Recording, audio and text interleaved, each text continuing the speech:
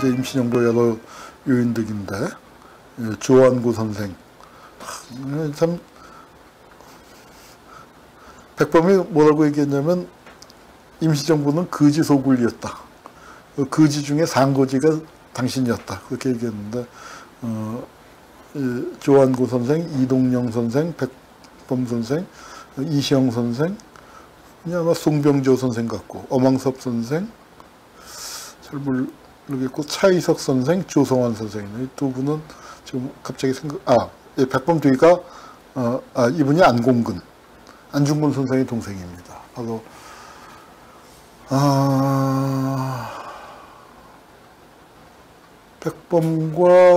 백범의 최측근이었는데, 백범과 틀어졌어요. 그래서 안중근 선생의 실종 사건도 독립운동 진영에서 미스테리인데, 뭐, 알 사람은 어느 정도 알고 있죠. 이제 공식적으로는 이중 간첩이 처단한 것으로 중국 정부가 발표를 했어요. 아마.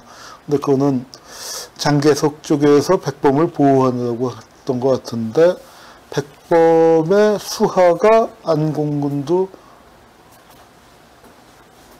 처형을 한 것 같아요. 처형을 한 것 같고, 그 당시에 이제 일정하게 소문이 나 있었고, 이진동이라고 백범 선생하고 같이 귀국한 그 백범의 주치의사 선생님이 있었는데, 그 병원에서 하여튼 사건이 벌어진 것 같고, 백범을 그때 이제 행동대장으로 나섰던 분은 뭐 하여튼, 다른 건으로 또 의문의 죽음을 당하고, 이제 독립운동 진영 내에서도 그런 일들이 또 많이 있었습니다. 이제 그래서 하여튼, 뭐, 그 가슴 아픈 일이죠. 이제 하여튼, 안중근 선생도 그 백범의 최측근이었는데, 여러 가지 일 때문에 백범하고 관계가 틀어지는, 뭐, 그런 모습이었는데, 하여튼, 안중근 선생을 백범 쪽에서 뭐 오해가 쌓였겠지만 하여튼 그렇게 됐다는 걸 아마 다 알았을 거라고 저는 생각을 합니다. 그런데 하여튼 다른 안씨들이 많거든요. 안중근의 조카인 생자돌림인데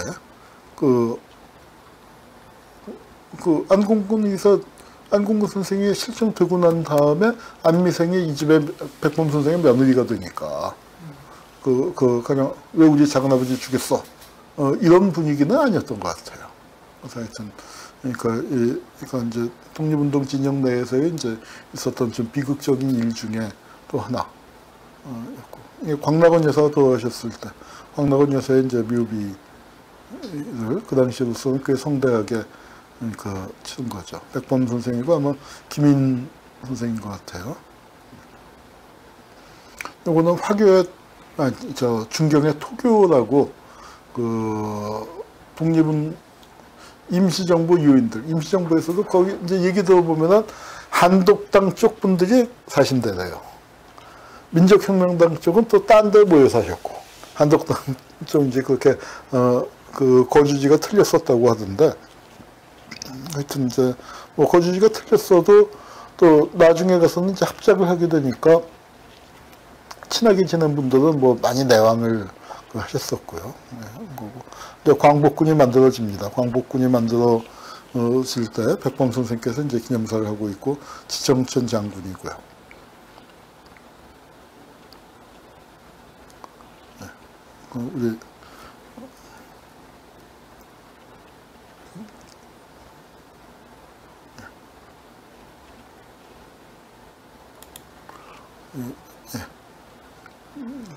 그리고 예, 조금 더 가까이서 찍은 사진이고, 끝난 다음에 중국 국기와 태극기를 놓고 사진을 찍었습니다. 임시정부 요인들과 또 중국 측 내빈들이 섞여서 이제 사진을 찍었고, 여기 최동호 선생, 최덕신의 아버지죠. 최덕신 외무장관이었다가 북쪽으로 간 최덕신의 아버지, 그리고 조안구 선생도 보이고 이제 그렇습니다. 지청천 장군하고 이제 두 분이 지금 광복군 총사령관이었죠. 사진이 중요한 사진이 하나 빠졌네. 그, 예, 제가 사진을 정리하다 많이 빠뜨렸네요. 이 앞에 나와야 하는데, 아까 백범이 잠깐만요.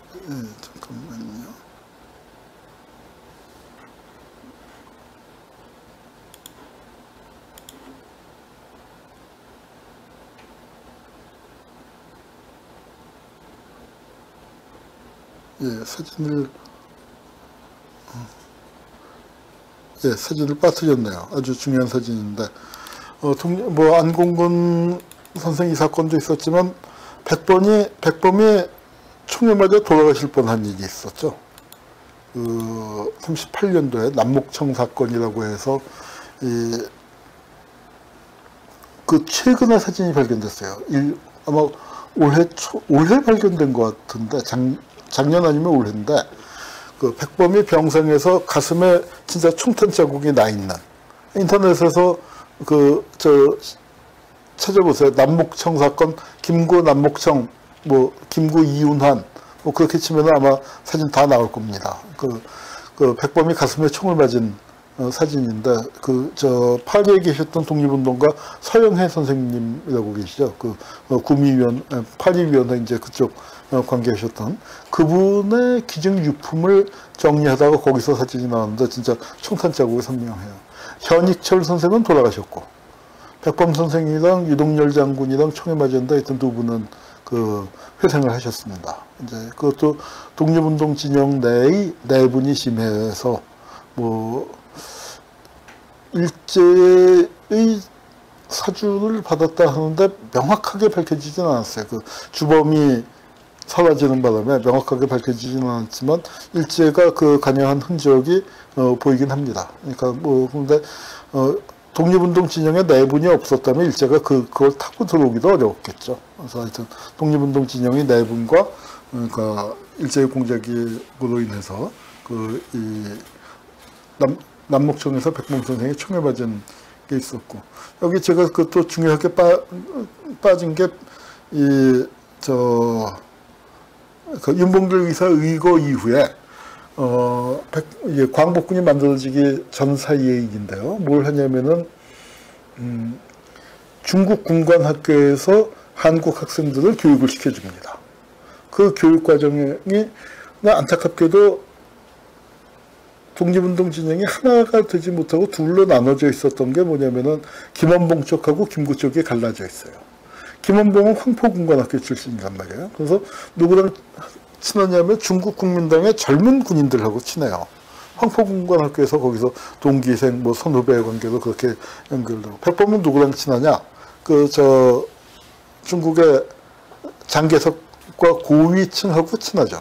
그래서 이제 서로 각각 이제 지원이 들어갔는데 독립운동 진영이 단결돼 있었으면 참고 하늘 텐데 각각이 이제 그래서 군관반을 따로 운영하기도 하고 같이 운영하기도 하고, 그래서 김원봉 계열과 김구 계열이 섞여서 교육을 받기도 하고 따로 받기도 하고, 그래서 낙양군관학교, 성자군관학교 등등에서 이제 한인반을 만들어서 하고, 그 한인반 얘기는 제가 옛날에 펴낸 항전별곡이라고 김학철 선생님이 쓰신 회고록이 있고, 격정시라는 책이 훨씬 더 자세하게 그 시절 의열단 얘기 30년대 초반에 의열단 얘기 잘 정리가 되어 있는데, 그 시절 사진을 제가 빠뜨렸습니다.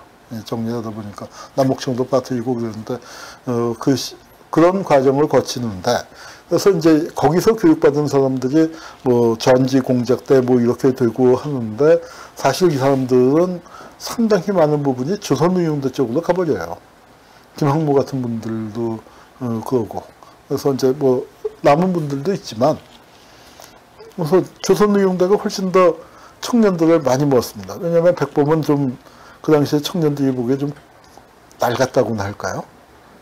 김원봉이나 김이 조금 더 젊었고, 김규식이 조금 더 진보적이고 하다 보니까 이제 민족혁명당에 사람들이 많이 모이게 됩니다. 백범은 어떤 통일전선적인 민족혁명당에 같이 하기로 했다가 떨어져 나오죠. 백범이 그만큼 사상적으로 보면 굉장히 반공적이에요. 아주 이념적으로 치면은 어떤 의미에서는 이승만 못지않게, 또는 이승만보다 더 극우적인 속성을 갖고 있었습니다. 이제 갖고 있었는데, 뭐 하여튼, 그러니까 이제 그래서 단결이 안 되고 있었는데, 김원봉 쪽이 세력이 커져서, 뭐 김원봉 강연할 때 얘기를 했습니다만, 조선의용대가 만들어져요. 근데 조선의용대는 거기 의용이란 말이 조선이 앞에 붙어 있지만, 중국혁명에 봉사한다는 겁니다. 그리고 조선의용대라는 식으로 꾸리는 거는 일종의 중국혁명에 조선인들이 참여하고 있다는 걸 보여주는데, 중국 입장에서는 뭐냐면은 조선의용대만 만드는 게 아니고 일본의용대도 만들고 베트남의용대도 만들고 이제 이런 보관을 갖고 있었는데, 만들어진 건 이제 조선의용군만 만들어졌죠. 조선의용대만 만들어지고 이제 이렇게 돼서 오히려 조직화에는 김원봉 쪽이 좀 더 앞서 나가는 군사적인.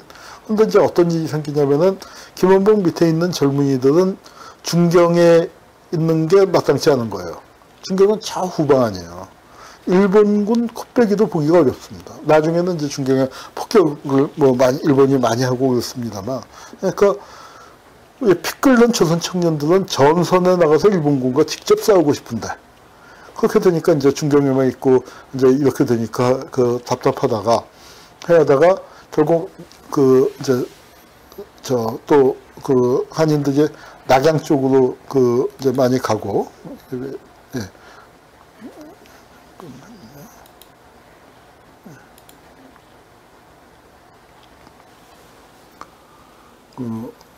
그러니까 낙양 군관학교, 그러니까 이제 에서 또 훈련도 많이 받았었고, 낙양 쪽으로 가서 거기서는 황하를 건너면은 화북 지역이고 일본군하고 심각하게 전쟁이 벌어지고 있는 지역인데, 이 조선의용대 청년들은 그쪽으로 가자. 그리고 사상적으로는 좀 좌경화되어 있는 사람들이 많았죠. 이제 이러다 보니까 중국 국민당이 돈을 대서 만들었지만 중국 공산당 쪽에 더 정서적으로 기울어져 있는 사람들이 어찌하여 북상을 해버립니다. 그래서 중국 국민당의 지역을 벗어나서 이제 중국 공산당 지역으로 가버리니까 김원봉은 굉장히 난처한 입장이 돼요. 젊은 대원들, 밑에 있었던 대원들은 치고 올라가자고 하니까 아마 제가 볼 때는 윤세주하고 역할 분담을 해서 윤세주가 같이 여기도 한 자락을 걸치고, 그리고 임시정부도 통일전선으로 중요한 대상이니까. 그런데 이제 본대가 이렇게 가버리니까 중국 국민당 입장에서는 저거 뭐야? 기껏 지원을 해놨더니 중국 국민당을 빠져나가서 공산당 지역으로 가? 중국 국민당 입장에서는 이제 잔뜩 화가 나게 되죠. 그래서 광복군을 만들 때 광복군의 이 국외준승이라는 게 그래서 광복군 행동을 꼼짝 못하게. 그래서 거기에 대해서 이제 지난번 임시정부 얘기할 때 얘기했었습니다만, 이 국외준승으로 묶어놓으니까 임시정부 내에서는 이게 어떻게 임시정부의 군대냐, 중국 국민당의 노예 군대지 하면서 이제 저항을 해서 그걸 찾아오게 되는데, 그런 우여곡절이 있습니다. 그 우여곡절을 거치면서 이제 광복군이 만들어지게 되는데, 조선의용대는 쫙 가버리고 나니까 어떻게 해요? 세력이 약해졌던 거예요. 총사령부와 지대 하나는 남아있지만 실제 주력군은 가버렸으니까. 그러니까 조선의용대는, 그리고 중국 국민당 군사위원회에 대해서 말빨도 안 맥히고, 그렇게 되니까 이 조선의용대가 결국은 광복군의 사실상 흡수 통합됩니다. 통합을 했지만, 광복군이 조선의용대를 흡수하는 식이 되고, 그러면서 김원봉은 광복군 부사령관이자 임시정부의 군무부장, 그러니까 국무위원이죠. 임시정부 군무부장 겸 광복군 내에서는 서열로 치면은 지청천 장군이 또 독립운동의 선배니까 지청천이 사령관을 계속하고 여기 이제 부사령관이 되고, 대신 행정부에서는 여기가 군무부장으로서 또 이 국무를 통할하는 그런 위치가 되고, 이제 이렇게 되고, 그렇게 돼서 이제 광복군이 통합광복군으로 만들어지는데, 그걸 이번에 이제 문재인 대통령이 그렇게 광복군의 역사를 설명하면서 김원봉 쪽에 조선의용대가 가세함으로써 이제 명실상부하게, 그러니까 임시정부의 군대가 됐고 그게 국군의 뿐이다 얘기했더니 이제 발칵 뒤집혀져서 황교안이가 백선예비를 찾아가는 그런 황당한 일까지 벌어진 겁니다. falling for you.